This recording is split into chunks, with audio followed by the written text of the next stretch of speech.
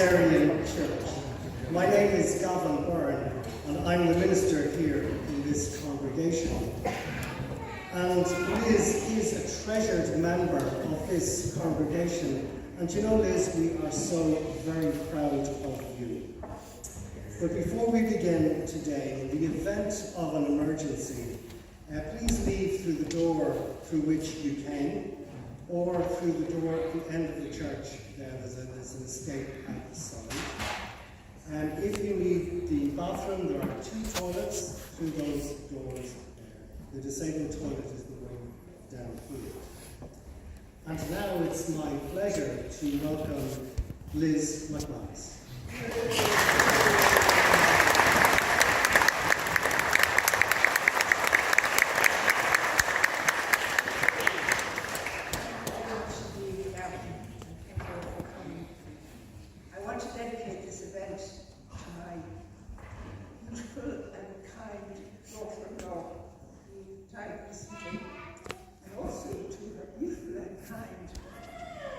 Children, my grandchildren, who are here today.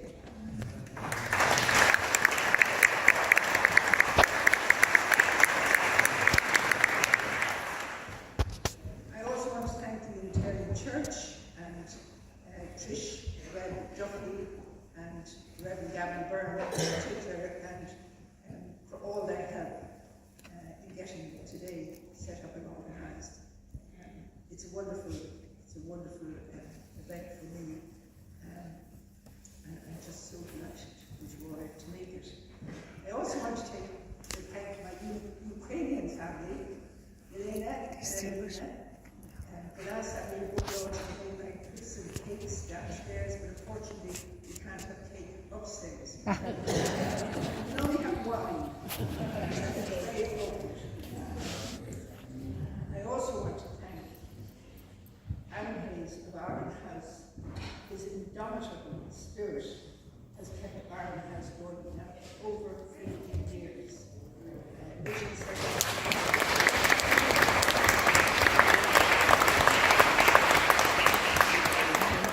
Catherine Rose and Ivana Bacik were the people who were setting it up.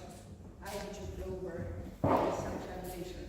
It has been a wonderful part of Irish publishing, particularly ensuring that women writers got their place in the sun. As you can see today, so many young women writers are making it in the publishing and the literary world. And it's to an extent thanks to Ireland House. This has been something of a voyage of discovery for me. I wrote a book, I investigated the history of Ireland over the last century. But I wanted to tell that story through fiction. So it is imagined voices that you will meet when you read the book. I want to acknowledge 2 giants. One is Michael D. Higgins, who very kindly wrote the foreword to this book, whose initiative is commemorative initiative, Mock of 100, was some inspiration for me when I started on writing Bruses. He's been a much loved president, and I just want to acknowledge his role in helping people like myself in the literary world in such a kind and helpful way. The other giant is Byron Field, the playwright, who when he was challenged about historical inaccuracies in his play translations, he replied by saying, I only inflicted tiny bruises on history. Hence the title, because I too inflicted only tiny bruises on history. Everything I wrote could have happened, and in many cases did happen.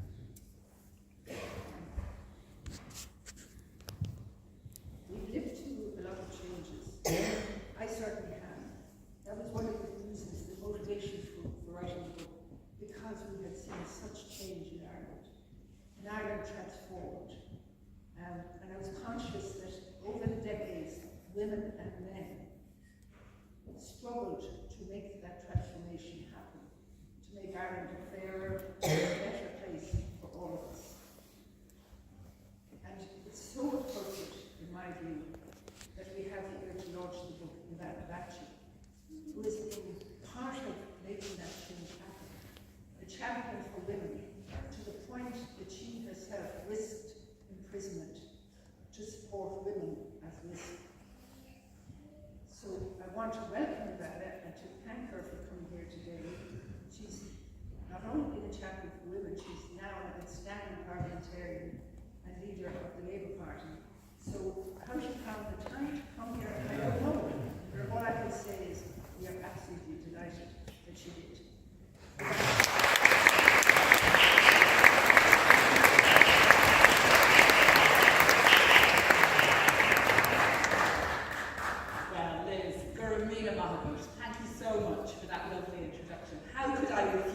McManus.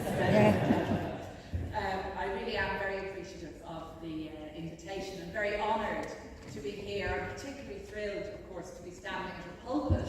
So not something I'm usually used to, but it's a great thrill and a delight. So huge thanks to the Unitarian Church and to the Reverend for facilitating the use of the church and for enabling Liz and I to speak from our natural home, I think, Liz, up here in the pulpit. And I do just want to acknowledge your bereavement and your family bereavement. I'm so sorry to see that. As Lisa said, the timing of the launch is a certain busy time for me as leader of the political party, leader of the Labour Party, all the Sorrenfelds, Evan Shaw, Mark Hammer Party in Loughborough. I'm really delighted to be here in my role as leader of the Labour Party, because the Labour Party, of course, the party which Liz was so involved with as well, and the Labour movement indeed, has played such a pivotal role in the formation of the new Ireland. And we continue to do so. And I do have to apologise to the several of you in the crowd who have already heard me speak at least once today. I see a few faces who were just now with us at Arbour Hill for the 110th commemoration of James Connolly, the iconic founder of our Labour movement, of our Labour Party, of our shared Labour and socialist history in Ireland. So we marked his legacy today in Arbour Hill, and I spoke at that. And really sincere apologies to anyone who switched on the television this morning and also saw me speak, because this is in fact my third rodeo today. I was also on Breakfast TV, so sincere apologies. But seriously, it is a busy time, not only with that sort of normal business of politics, but also, of course, as we face into 2 by-elections. And before I talk about this wonderful book, I would be remiss as a political party leader if I didn't plug our candidates, much like an author must, of course, plug their book. I do just have to give a shout out to, particularly to any of you who are residents in the Dublin Central or Galway West constituencies. You may know that we have 2 outstanding Labour women running, in the proud tradition of left-wing women like Liz, dare I say, like myself. There's far too few of us, so we do want to see more women TDs of the left elected. So in Dublin Central, we have Ruth O'D, who is out canvassing the Stony Batters as we speak, and who's an amazing activist, worked for 11 years with Women's Aid before she came to work with Marie Sherlock, already an outstanding TD in Dublin Central. We would love to see Ruth join her in the door. And of course, in Galway West, we have the really outstanding councillor Helen Ogbu, 20 years in Ireland, originally from Nigeria, has done an incredible amount of community work, community activism, fostered 30 children along the way, no mean feat, and was elected councillor for Labour in 2024 in Galway City, and is now the leading candidate on the left to win back the seat held by Catherine Connolly and our own dear Michael D. Higgins in Galway West on the 22nd of May. So that's the plug. You'll forgive me for that. Helen and Ruth are uppermost on my mind. But it was a great treat to have been asked by Liz to launch this book, and indeed to have had the opportunity of reading this book on the few moments of spare time I've had in the last few weeks. And Liz, I can let you into a secret, and Liz very kindly did write me some remarks on the assumption that I might decline to read it. But Liz, I did read it, and while I love your remarks, I do also want to just say a few things of my own about this fantastic book. And as Liz said, I was some years ago, Alan and I were sharing a bit of history. We've been around longer than you might think, Alan. I think that's fair to say. We both were involved in progressive movements in Ireland in the 1990s, maybe even the 1980s, but certainly in 1989-90, as obviously a child no, I was 21. I was as president of the Students' Union at a time when abortion was not only a criminal offence, but even to provide information on abortion was against the law. I and my fellow student officers in Trinity were taken to court and, as Liz has said, threatened with prison by a group with the delightful name of SPUC. Some of you may recall them, Society for the Protection of the Unborn Child. My teenage daughters think I'm joking when I tell them that SPUC wielded immense power in the Ireland of the 1980s and into the 1990s. And Alan reminds me that the best chant we had at marches in those days, of course, was SP, SPU, SPUC, SPUC off. So we thought it was clever. So they threatened us with prison. We didn't get sent to prison. We escaped prison rather than escaping from prison, which would have been a very different story.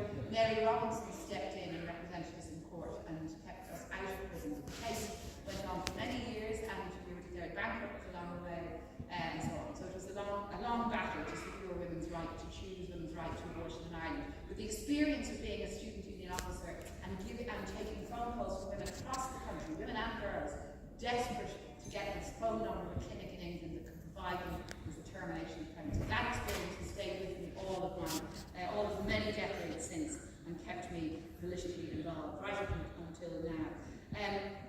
So that's a little brief synopsis of some of my own history, but reading this book, which takes us, as Liz has said, through 12 stories, a dozen stories, each one representing a different stage in the life of the new Irish state. This is a really powerful book, and it's bringing history alive. I love the idea of the tiny bruises, Liz. I think you do it so beautifully. So, as Michael D says in his foreword, Liz is writing history or writing historical accounts through creative writing, through fictionalized experiences of characters who are so vivid, they really sprang off the page for me, and I know they'll spring off the page for you. And there's some really poignant, some really heartbreaking stories that you tell in this book.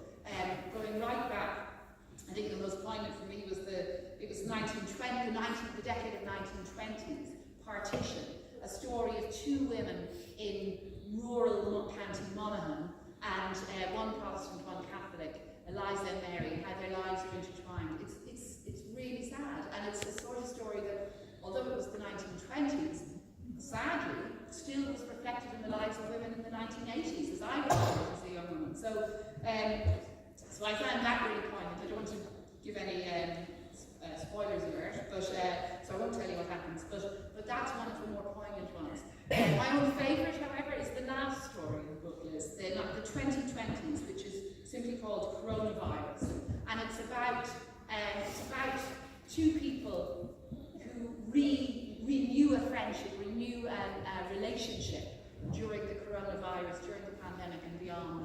And it's about memory and aging and friendship, and it's absolutely beautiful. Again, I thought perhaps my own favourite. The one that's most resonant, though, for me, and I know there's some former Oireachtas members in the audience who will share, along with Liz, who will share my amusement on reading the story of the 2000s, simply entitled Crash. And this little vignette is about a young man called Cathal O'Sullivan, who is elected in a by-election, now that was familiar, and who, for Fianna Fáil, at a time when, as Bertie Ahern so infamously said, the boom times were getting even boomier. And Cathal describes his first day at Leinster House. I thought this is just the one I'll read before I finish. The one excerpt, no spoilers or anything like that, but he describes Leinster House. Leinster House reminded me of my first days in secondary school.